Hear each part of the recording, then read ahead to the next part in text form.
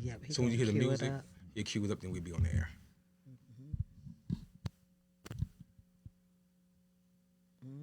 How many people are watching right now? Can you tell? This will go. You'll see we start seeing the comments coming up. Oh, did you put it on Gloria? Oh, that's what I didn't do last time.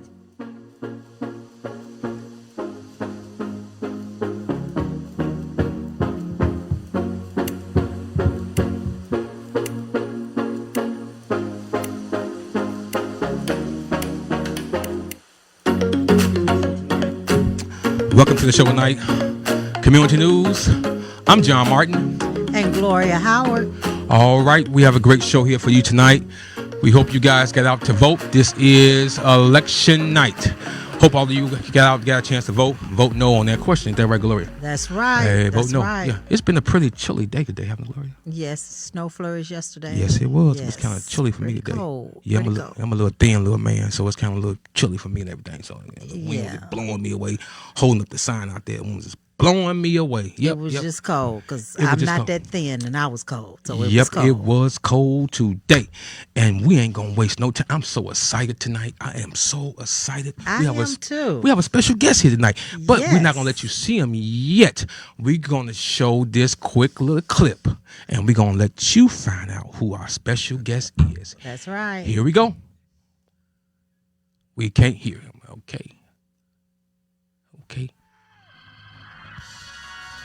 Wow. That's a powerful man, ain't it? Yes, it is.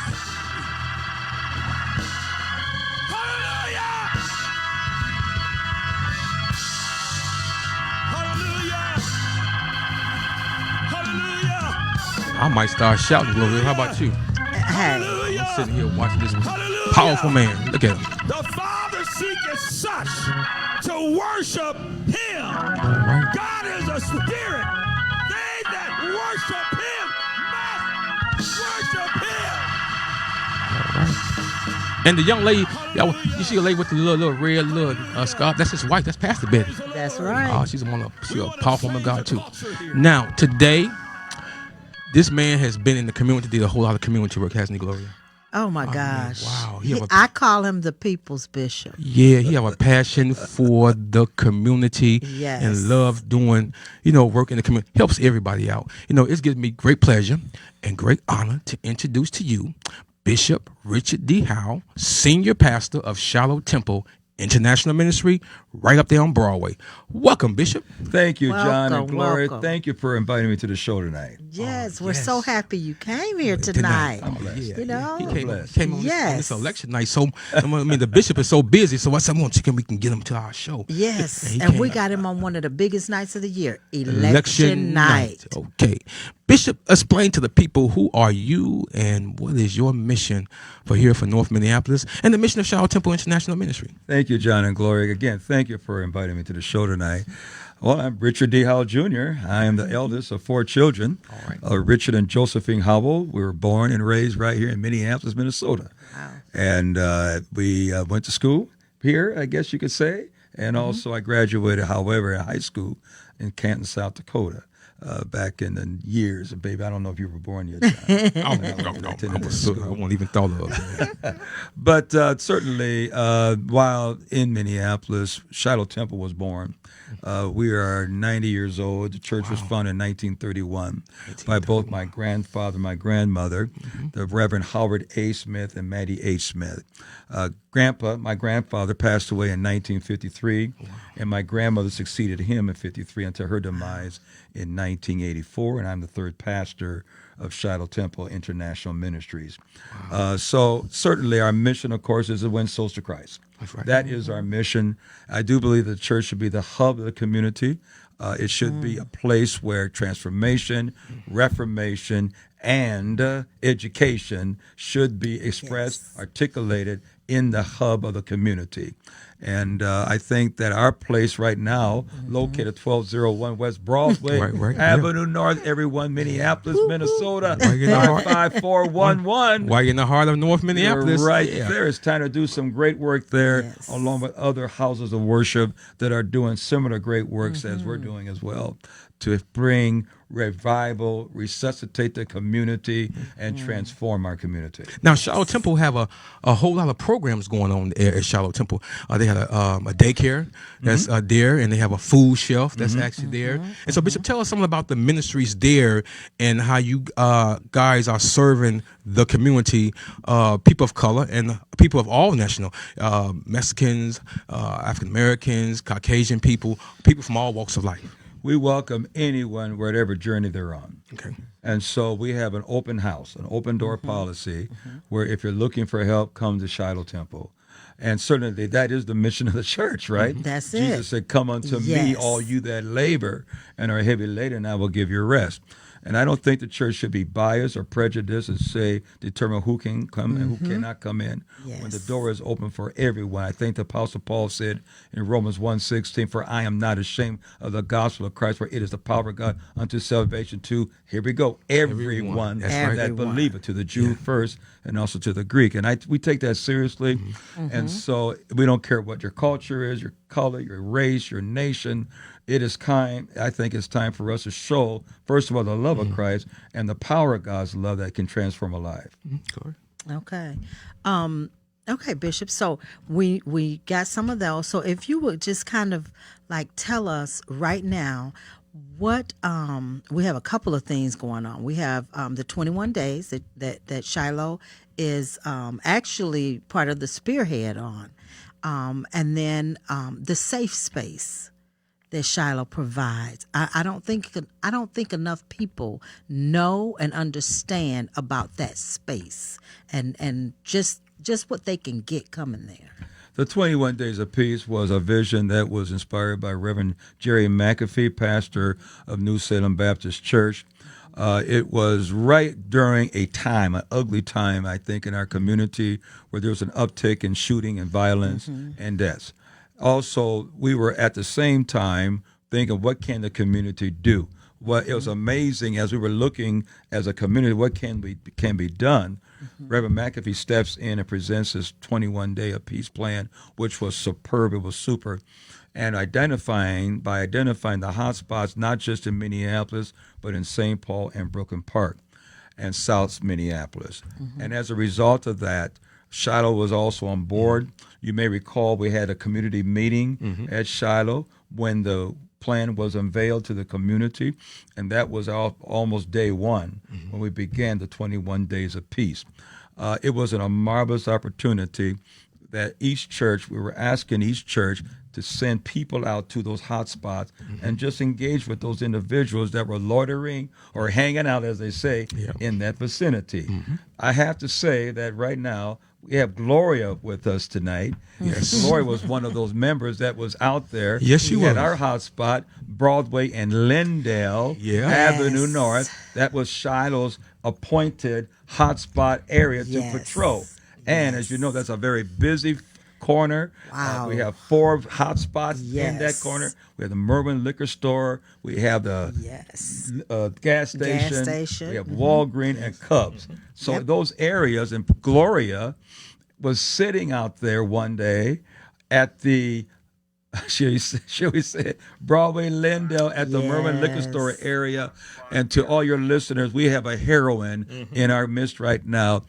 As she was doing her due diligence, engaging with the community, really reaching out to individuals that there's a better way to live. John, I believe, was passing out snow cones to all his people at that same location, and a bullet came, ladies and gentlemen, and hit Mother Gloria, hit her, but it did not kill her. That's right. I want to say it again. Still it here. hit her, but it did not kill her. Here's living proof that she lived and she survived. So we like to call her the Rosa Park of the 21 Days of Peace. It made me stronger. Talk about that. It made me stronger. I will say that, Bishop. That's one thing that it did. It helped me to realize the courage that God gave me when he said that this is a mission that you'll be on. I think it began when he sent me here to Minneapolis, because the Twin Cities is not a place I had on my radar. It was definitely not on my bucket list. But you came. But I'm here, and it's been 10 years. And each year I grow and I stretch a little bit more. So I just feel like, yeah, that bullet was a bad thing, but out of all the people out there, I was the only one got hit. It didn't hurt anything internally. So it went through and through. So I think a message was sent. And part of that message is we don't give up. And sometimes we get knocked down, drug, whatever you want to call it. But the joy comes in being able to get back up and be a walking and living testimony, and still keep moving. Because I just believe that if we stay out there on that battlefield, we will win the war. Sister Gloria, I had to say this, that it was a stray bullet. The bullet did not come from the liquor store area. But it's ironic that it came from a distance and came and hit you. But what was amazing, because of your outreach with the community, that when you were on the ground, the people that Gloria was affecting with relationship building, they all came and built a wall around Gloria, protecting her, making certain that she was all right as the ambulance was on its way. Now, that is what the 21 Days of Peace did. Yes. There was a ministry of presence, a ministry of presence that opens up dialogue, because sometimes we don't want to talk to anybody. Right. I think COVID-19 put us all sheltered in place, that we don't even know how to talk to each other. That's right. But that's what we need in our community. Yes. This is community news. We need to open up and relate and work with each other. Absolutely. Absolutely. And that's exactly what it did. I think I was just so humbled that I wasn't scared. I wasn't afraid. And as the young lady was talking to me and calling me auntie and helping me, and it was just a feeling that I've never felt before. And someone asked me, well, maybe you were in shock. No, I don't think at that moment I was in shock, because I was laying there and I was thinking, I really got shot. But I was listening to everybody else talking to me. Wow. And I was feeling like, this feels like love. This feels like they care. And these are the same people that we say don't care. But when you're out there talking to everyone, that's what you do. You build the relationships. I went to a young lady out there. I went to her father's repast. I met her out there in a crisis. And I gave her my card, and I told her to call me, and she did. I spoke to her a few times, and one day she called and she said, well, my dad's funeral is today. I don't know what I'm going to do. And she's out there, on the streets, and she was having a hard time. And she said, is it possible you could come? And I said, well, I can't make the service, but I will come after the service. And she said, okay. And she gave me the address. I was a little nervous and scared at first, because I'm like, okay, where am I going now? I don't know. But I just said, well, Lord, okay, you would not have allowed her to call me. You would not have allowed all this to transpire if you did not want me to be a presence right there today. Yep. So I did. So glad you are with us, and you still flapping your little wings. So Gloria is still with us. Now the 21 Days of Peace is a very, very, very important. So when you see us out there with the shirts on that say 21 Days of Peace, we out there is trying to protect you and making sure the places that you go to is actually safe, where you can actually go shopping, and you can go play the lottery, we can go get some gas or whatever. But it's a great thing, and we're doing a remarkable good job. Now, Bishop, how long was this 21 days is this going towards the next year, or what is the time limit of it, or it just like a what's that word I want to say, or it's just like a definite period of time? I think is the best way to answer that question. We are meeting. By the way, I want to let you know that the organizers and pastors meet every morning. Okay. At 7:30 by phone and Zoom. Excuse me. It's incredible that ever since this began, I think there's only been one day where we have not met. Oh, wow. But every day has been meeting time. And of course, Okay. to discuss what are the plans for the winter this season, Mm-hmm. that remains to be seen. But I'm certain that there still will be some type of 21-day activity.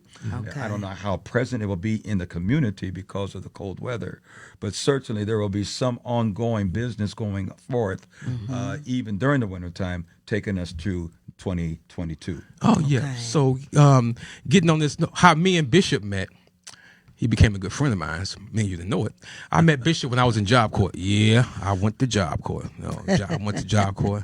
I tried to pick up a skill. And, I think not a skill. I was working there at Job Corps, I believe. I was the groundskeeper. So they had me out there cutting grass, and I met this little slim little guy. And he gave me his card and invited me to come to his church.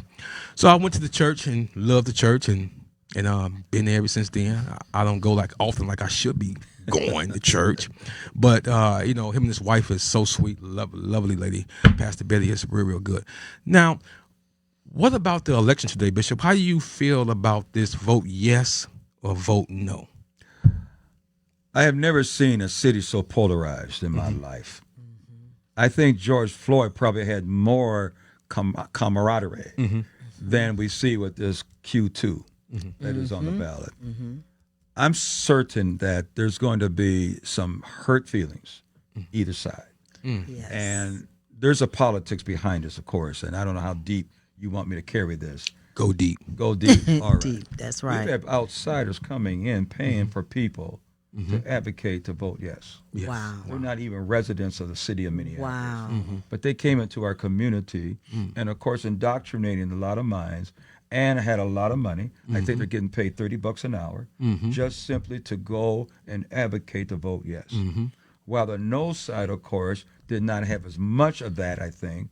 But if you look at the zip codes of those who really expressed that we're going to vote for no was 55411, 55412, Yeah. and other areas that I think that really amounted to some concern that we have got to vote no. Now, why? Because we've seen what happened in our city. We've seen what happened since George Floyd. Yes. We have seen what happened in the north side of Minneapolis. That's We've right. seen what's happened in St. Paul, South Minneapolis. Can we go forward with it? St. Cloud, Minnesota. Yep. The country.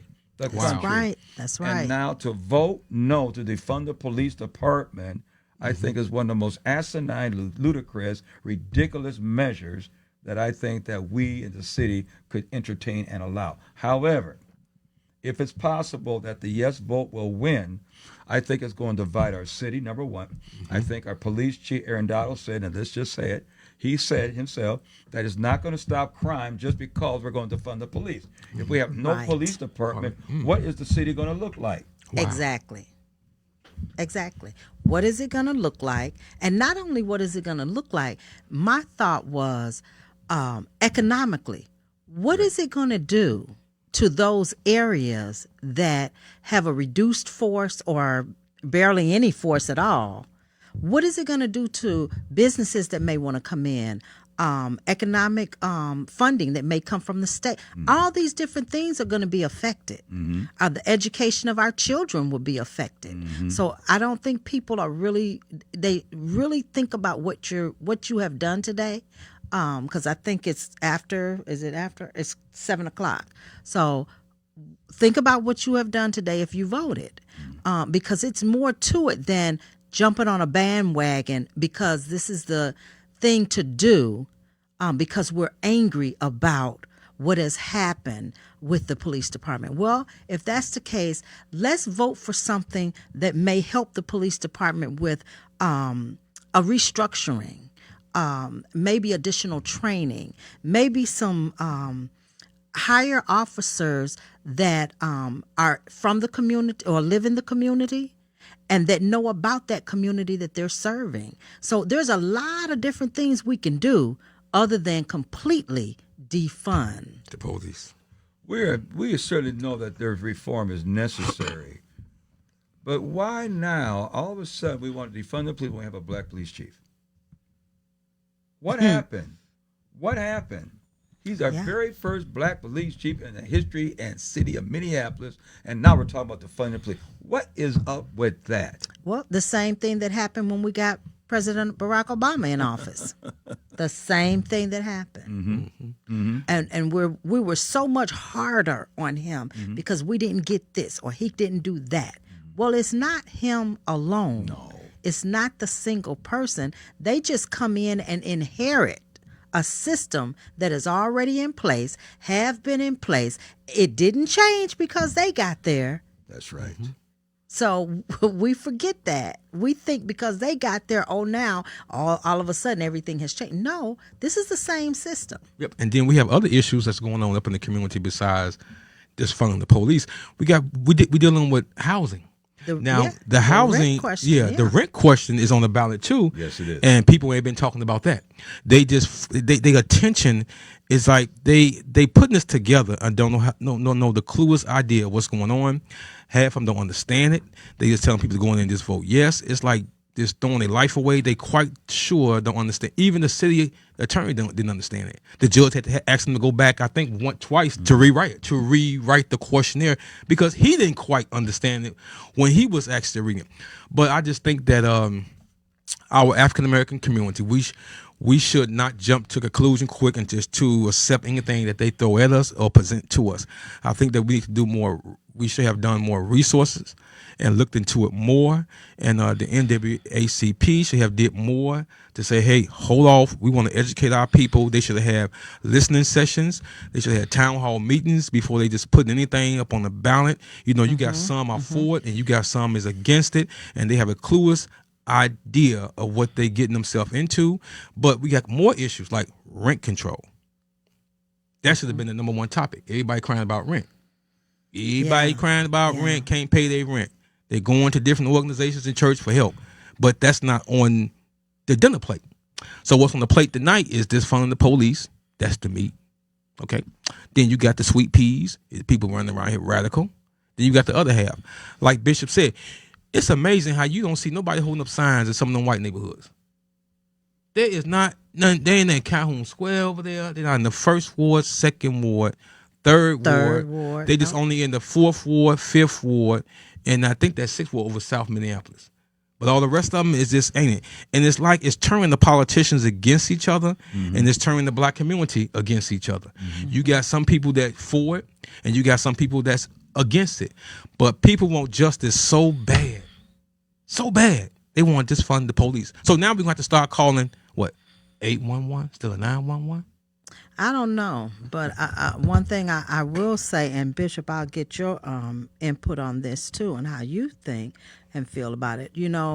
We fail to realize that everything that's happening is not new. It's not new. And we're acting as if these are new things. But this has always been happening and been going on.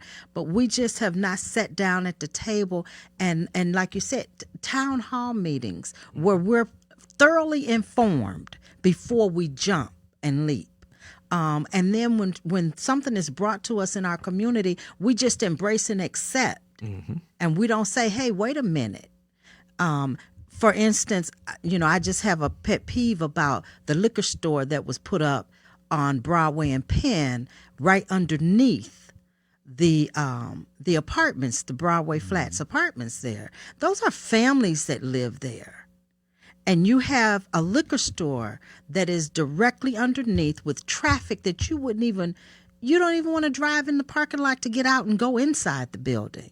But that would not have happened if that was in Edina, or if that was in Egan, or if that was in Minnetonka. They would not have allowed that to happen.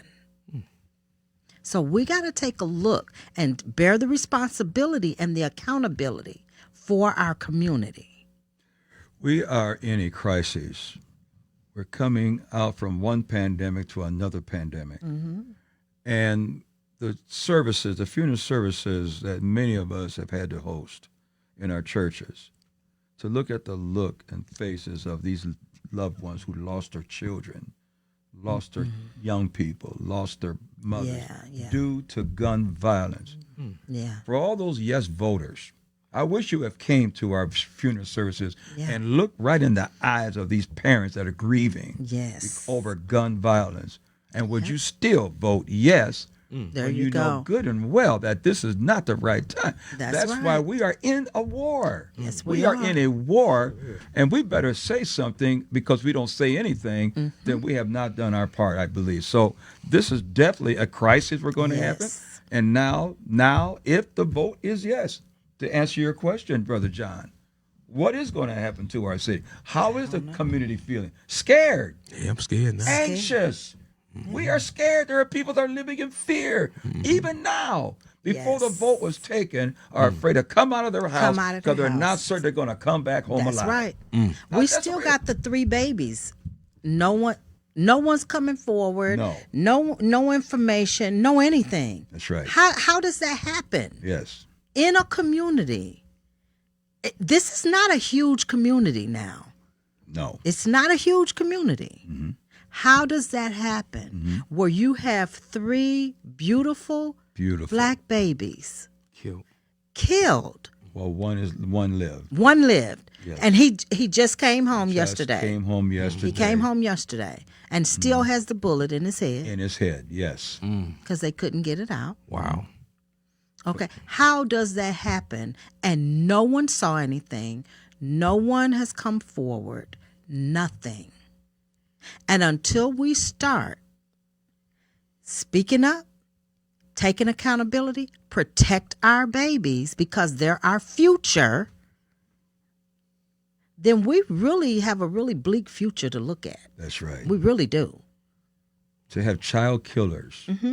And can I say this on the community news? Go ahead. Absolutely. I make an appeal. If you're listening to this program tonight, if you were the one that shot that child, the children, please do yourself a favor and the community and turn yourself in.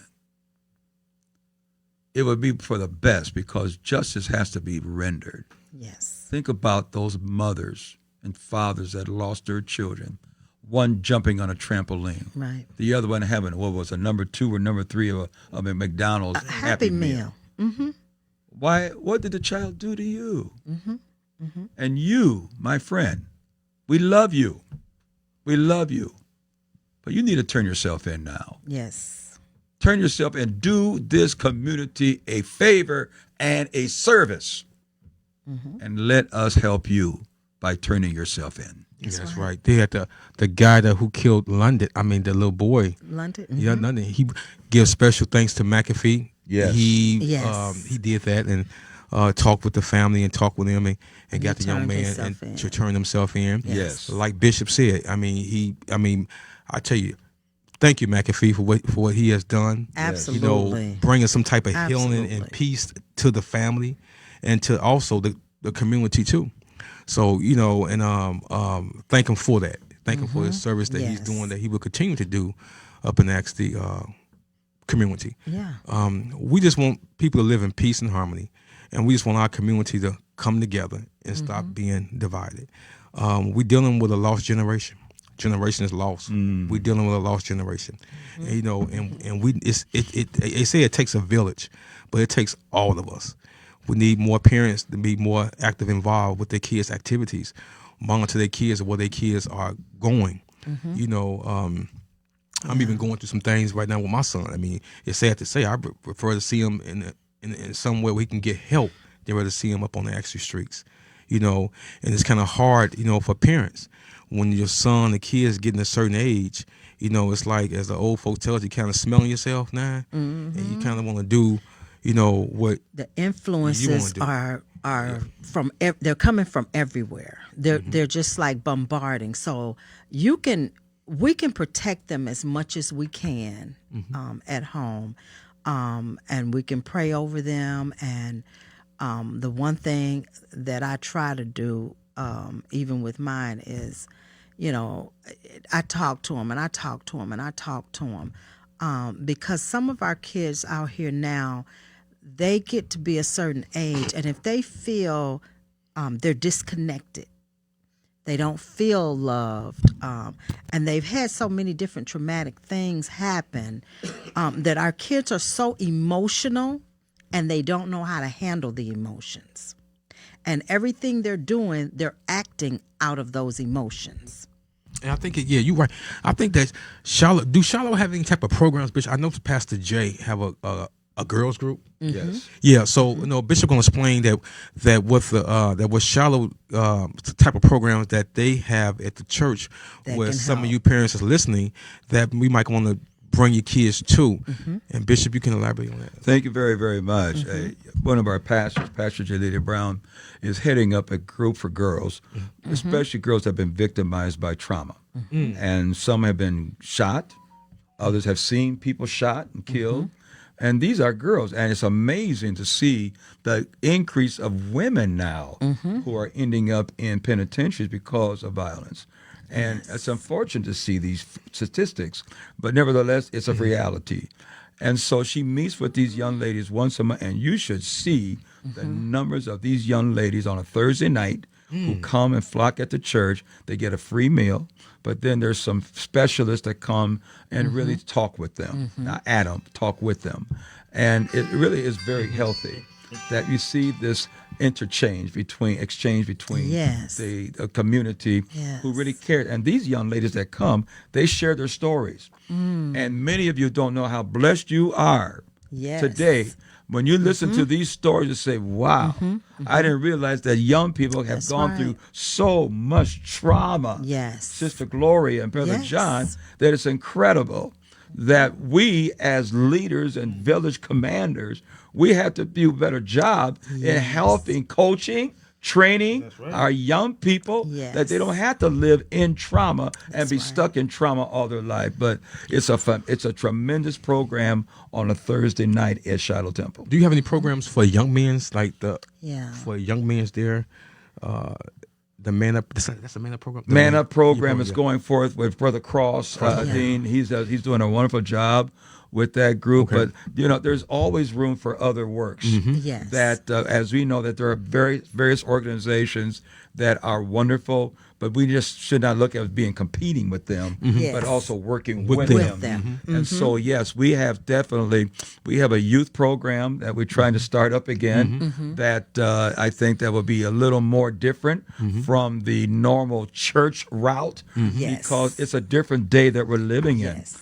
We were expecting young people to come to church, but now we have to go out and recruit the young people to come and to give them a better understanding. For instance, today we did a prayer walk around Henry High School and North High School. We're planning on doing a Jericho March. And we have 2 more Tuesdays left at North High, and the second Tuesday will be 7 times around North High School. And we want all the young people to come join us as we do this prayer march. These are unusual times, but we are unusual people to do these things. So to answer your question, everyone listening, there's always something for us to do. We don't necessarily have to recreate the wheel, but we certainly have to do something to keep our hands. It's our community for crying out loud. Whose job is it to keep the community safe? Yes, and the church has always been the staple, the safe haven, your therapy, your family, your marriage. It has been the glue. Wow. Here we go. To hold the community together. And yes, we know a lot of times people have had church hurt. A lot of times people have not had the experience that they wanted to have, but that doesn't mean you stop.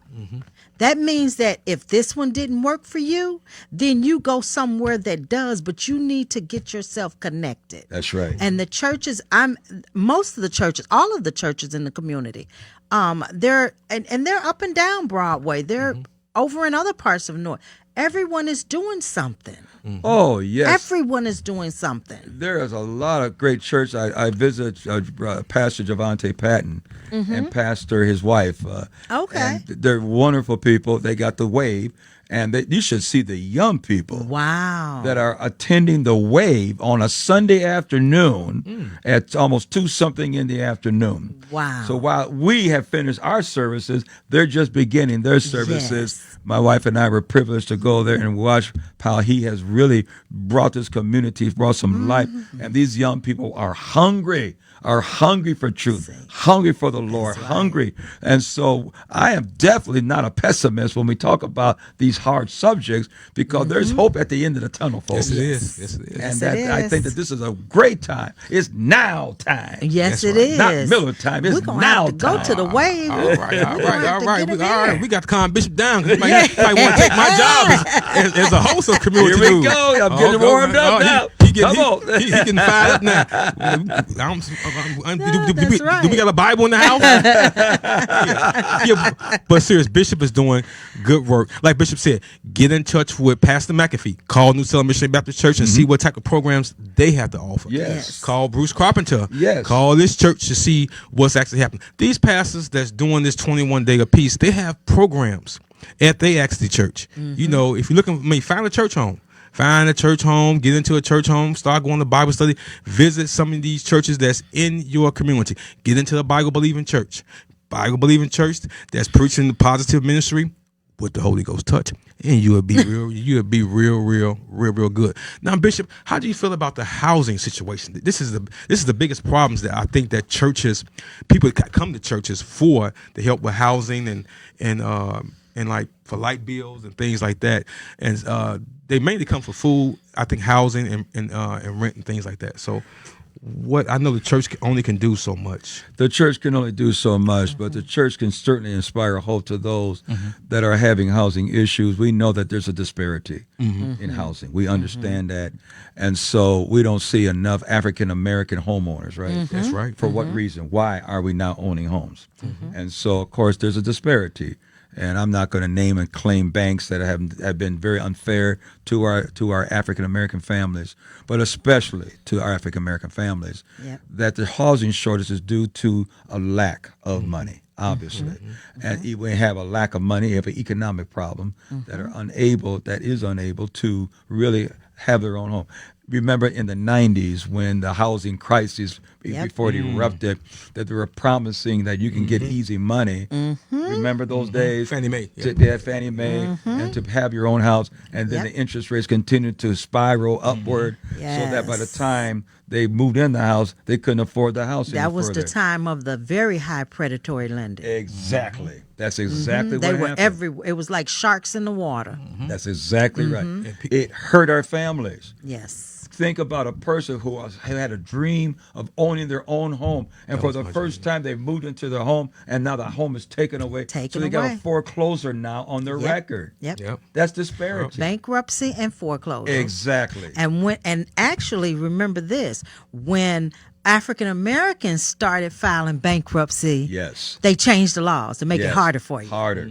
Yes. See, when our counterparts over here had been filing left and right, I mean, hey, left and right, and then start right back over, and they're doing fine. But the minute we get in there figuring out, now we can do this to save ourselves, you know? You know, Sister the game Gloria, changes. It's amazing that there is still hope for anyone to have our own home. And I think that we have to do a better job educating our individuals, first of all, on money management. All right, let's be honest. How much are a pair of Jordans? How many pair of Jordans can you buy that if you turn it in, you can make a mortgage payment, right? And so I think sometimes we have to put our priorities straight. And I think that there is enough income among our families to generate enough revenue that they can own their own home with the right education. But I think it's possible. I think that many of our churches now, they can spearhead these housing drives. They can buy a row of houses, and then turn around and sell these houses for less money to our families. It's possible. Listen, there's power in the church today. There is power in the church today. If we can lead a protest for George Floyd, what happened to George Floyd, we can also lead a protest in the name of Jesus Christ to provide housing opportunities for our families. Absolutely. The money is there. It's there. There's money there now, folks. The money is there. Don't let anybody fool you. There's money out there for our families to use those money to buy our first home. That's right. I know I saw on the news about 2 days ago, they were talking to a developer about this question 3, the rent cap, rent control. And she was saying that Well, it hurts development if we put the cap on there, and then it hinders them from being able to develop more properties that are affordable. But my question is, has anyone taken a look at the new projects that are going up all over the city? They're in all areas. I mean, there are high rises and there are communities being put up everywhere: north, south, northeast, northwest, southeast, everywhere. Check the prices on them. Yes. The average family cannot afford. If you need a 3-bedroom, you cannot afford it. 3 bedrooms on those brand new properties, they're averaging between $1,850 to $2,300. Wow, that's outrageous. And our families are making that money. No.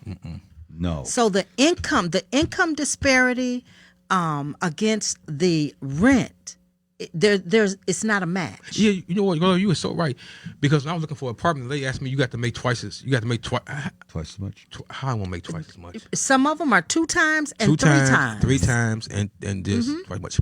Well, we're gonna go to our sponsors and take a quick break. Yes. And don't forget about Brooks Funeral Home. Margaret Brooks. You're looking to get pre-funeral arrangements and you're looking for a good funeral home and you want to do that, give my friend Margaret Brooks a call. Margaret Brooks of Margaret's Funeral Home. Also, Mr. Rainville. I hope tonight that he claimed victory.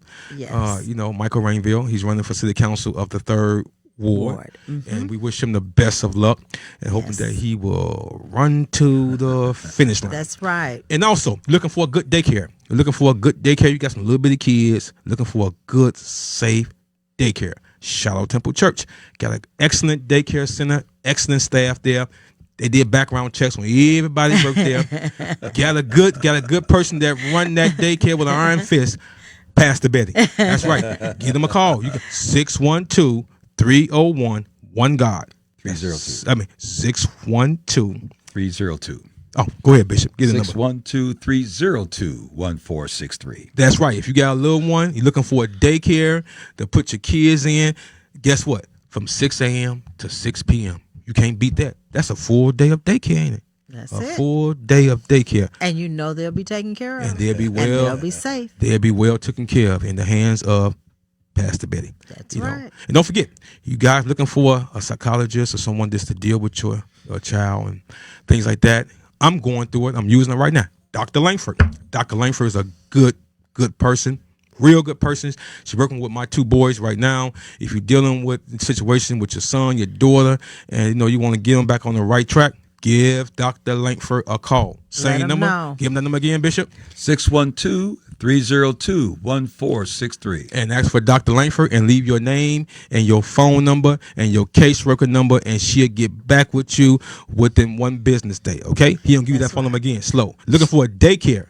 Daycare at Shiloh Temple Church. The number is 612-302-1463. You're looking for someone to deal with your kid's situation, like kids want, kids need therapists and everything like that. Give Dr. Lankford a call. Great person. Love working with kids. Wow, you won't regret it. That number is what? 612-302-1463. Gloria. And stay tuned to our show next week because John here is going to try to get Dr. Lankford on the show. Oh, yeah. Dr. Lankford's out there. Yeah. I'm going to try to get her to come to the show, and that'd be real good. Now, me and Gloria came up with an idea. We want to collect, I see 1,000 coats. She said, no, we're going to go low. We want to collect 500 coats to give away. So we're going to partner with Shiloh Temple Church. We're going to I should ask the bishop, but we're going to partnership with Shiloh Temple Church. Shiloh Temple Church. 612-302-1463. And you can drop off your coat. Now, our drive is going to start today. Amen. You can drop off a coat tomorrow at Shiloh Temple Church. Now, drop off a new coat. Don't get none out the closet that you don't want no more. If it's in good condition, take it to the dry cleaner. And you want somebody to have something that you want to have too. Amen. So we want to be able to help the people. If you got gloves and mittens and things gloves, hats, scarves, and coats. And I think Shiloh Temple is giving away. I think they're giving away. They have a turkey, Bishop, down there. A turkey drive. A turkey giveaway this month. A turkey giveaway this Yes, month. it's on our website. What days we're going to be Okay. doing turkey giveaways is 3 days this month. Okay. 3 days. Okay, well, There you go. there you go. Go to the website, That's Shiloh right. Temple International Ministries. Check out all that's happening and show up for your turkey.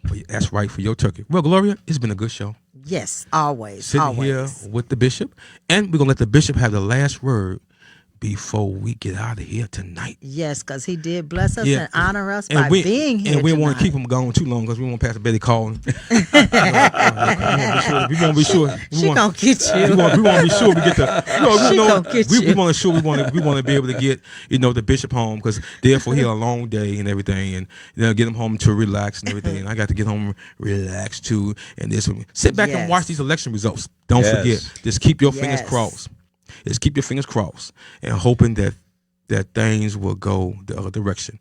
With that, Bishop gonna have the last word. Thank you, John and Gloria. It was such a blessing to be at on this program this Community evening. news. Yes. Community news. That but you can use. Gloria and John. Community news that you can use. That's not a ruse. I'll tell you that. Thank you so much. God bless you to all of your listeners and followers of this great program. Have hope, everyone. Keep hope alive. I believe that with all my heart that this is not the last day, but this is the first day of a great beginning for all of us. And let us renew ourselves in Jesus Christ. I do believe in the power of prayer. I do believe that every home have an altar prayer. Everyone have an altar at your home and pray with your family. Love your kids. Love your mothers. Love your fathers. Love each other. Come on, somebody. Love is the fulfilling of the law. Here's some clapping sound in our music. Hallelujah. I might get saved tonight. I might go to the altar. Go to the altar. All right. Well, Gloria, There we go. it's been a good show. Hallelujah. As always. Again, thank our guests. Thank you. Thank Bishop. You know what? And Bishop we're going to Howell. have Bishop to come back here, too. Have it come back, and hopefully I can get him and Pastor Betty here. That's right. Well, thank you for joining us on this November the 2nd of 2001. I'm John Martin. And Gloria Howard. Thank you for watching Community News, which you can use. All right. Hey.